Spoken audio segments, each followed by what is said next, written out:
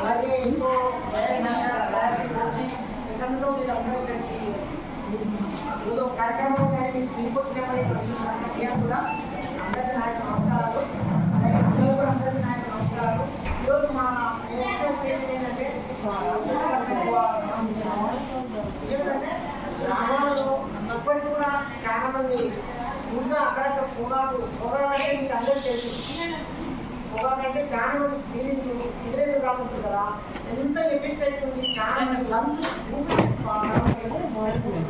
ఇప్పటికీ మారలేదు. ఇప్పటికీ మీరు ఏం చేయాలంటే మేము ఏదైనా చెప్పండి పోతే డ్యూటీ ఆపుతారంటే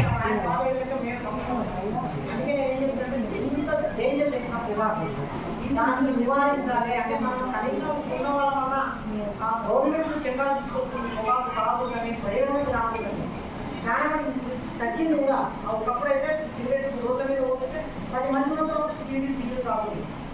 కానీ ఖచ్చితంగా బంద్ చేసి సిగరెట్ బస్సులో అంటున్నారు లేడీస్ తెలుసా, బస్సులో సిగరెట్ గుర్తుంటే బాబు మంది అంటున్నారు. అందుకే దాని అంత ఎఫెక్ట్ ఉంది. ఇంకొక ఏంటంటే ఏదైతే వీటిలో నికోటిన్ అనే పదార్థం ఉంటుంది, విష పదార్థం, అది గంజాయి కంటే డేంజర్, మందు కంటే డేంజర్. అది పోయి తట్టుకున్నదంటే రోజు ఒకటి రోజు సంపదాలి. ఊపిరితిత్తులు రోజు కడుపులో రోజు నాశనం చేసుకుంటా రోజు చివరికి నేను చనిపోయే మా ఇంటి దగ్గర ఒక ఆయన చెప్పి ఆయన రోజు ఎన్ని అసలు 2 గంటలు ఏది పిల్ల మనిషి అంటే నేను వస్తా సార్ చాలా ఏం చేద్దాం నాకు లైవ్ అవ్వదు కాదని నేను ఏమన్నా అక్కడ చూడండి ఎంత దరిద్రంగా చెప్పి ఫ్యామిలీ అంతా అంటే ఇప్పుడు మానవులు మనం ఏం చేయలేము. ఫస్ట్ మనం మారాలి, ఫ్యామిలీ మార్చుకోవాలి.